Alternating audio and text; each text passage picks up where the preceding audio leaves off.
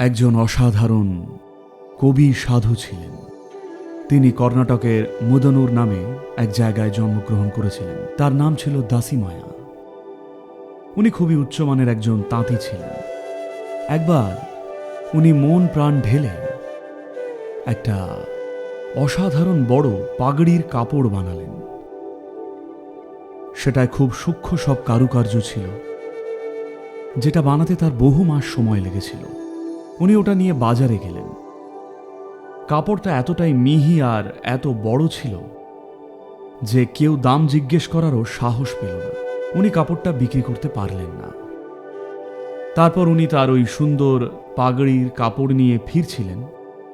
দেখলেন একজন বৃদ্ধ বসে থরথর করে কাঁপছেন।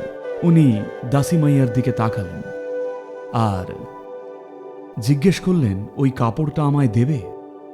দাসিমাইয়া কাপড়টা তাকে দিয়ে দিলেন। দাসিমাইয়া ওই বৃদ্ধ মানুষটিকে খাওয়াবেন বলে বাড়িতেও নিয়ে গেলেন, কিন্তু বাড়িতে তেমন কিছুই ছিল না।